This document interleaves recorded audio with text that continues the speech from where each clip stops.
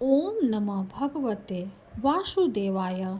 नमस्कार दोस्तों, स्वागत है आपका हमारे YouTube चैनल में। आज की इस वीडियो में हम माघ मास की कथा अध्याय 10 का पाठ करेंगे। तो आइए पाठ शुरू करते हैं।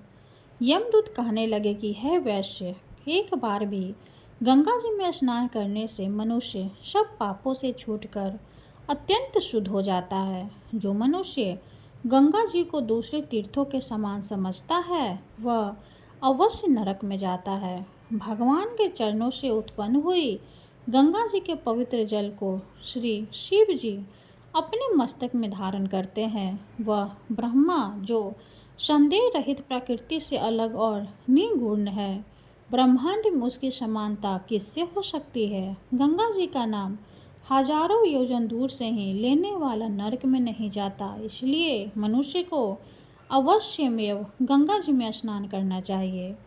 हे वैश्य, जो ब्राह्मण दान लेने का अधिकारी होकर भी दान नहीं लेता वह आकाश के नक्षत्रों में चंद्रमा के समान है। जो कीचड़ से गौ को निकालता है, जो रोगी की रक्षा करता है या जो गौशाला में मरता है वह आकाश में तारा होता है। प्राणायाम करने वाले मनुष्य सदैव उत्तम गति को प्राप्त होते हैं। प्रातः के समय स्नान के पश्चात जो 16 प्राणायाम करते हैं वह घोर पापों से बच जाते हैं। जो पराई स्त्री को माता समान मानते हैं वह यम की यातना को नहीं भोगते।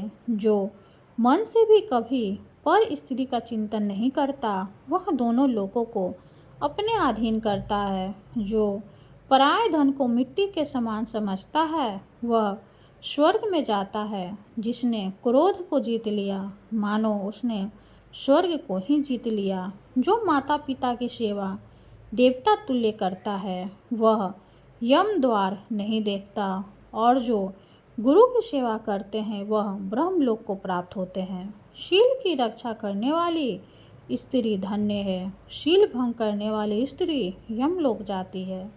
जो वेदों और शास्त्रों को पढ़ते हैं या पुराण और संहिता पढ़ते और सुनते हैं तथा जो स्मृति का व्याख्यान और धर्मशास्त्र समझते हैं या जो वेदांत में लीन रहते हैं वह पाप रहित होकर ब्रह्मलोक को प्राप्त होते हैं। जो अज्ञानियों को वेद शास्त्र का ज्ञान देते हैं वे देवताओं से भी पूजित होते हैं।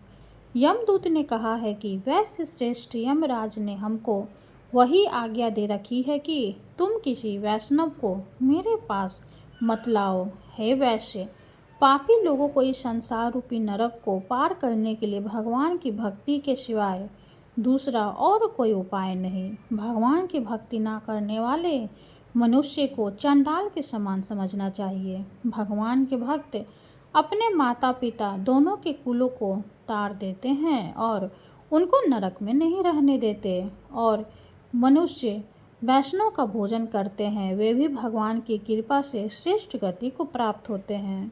बुद्धिमान को सदैव वैष्णव का अन्न खाना चाहिए, इससे बुद्धि पवित्र होकर मनुष्य पाप नहीं करता।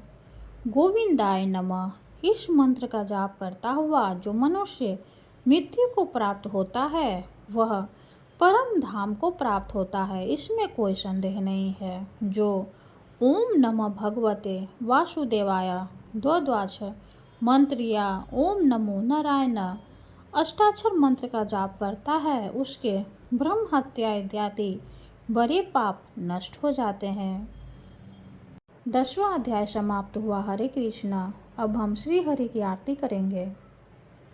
ओम जय जगदीश हरे, स्वामी जय जगदीश हरे।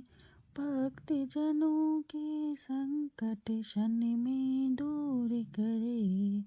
ओम जय जगदीश हरे, जो ध्यावे फल पावे। दुख बिन से मन का, सुख संपत्ति घर आवे। कष्ट मिटे तन का। ओम जय जगदीश हरे, माते पिता तुम मेरे। शरण गहूँ मैं किसकी, स्वामी शरण गहूँ मैं किसकी। तुम बिन और न दूजा, आस करूँ मैं जिसकी। ओम ओम जय जगदीश हरे। तुम पूर्ण परमात्मा तुम अंतर्यामी। पारे ब्रह्म परमेश्वर तुम सबके स्वामी। ओम जय जगदीश हरे। तुम करुणा के सागर तुम पालन करता। मैं मूरख खल कामी कृपा करो भरता। ओम जय जगदीश हरे। तुम हो एक अगोचर सबके प्राणपति। स्वामी सबके प्राणपति। किसी विधि मिलूं दया में, किसी विधि मिलूं दया में, तुमको मैं कुमति। ओम जय जगदीश हरे। दिन बंधु दुख हरता तुम ठाकुर मेरे। स्वामी तुम ठाकुर मेरे।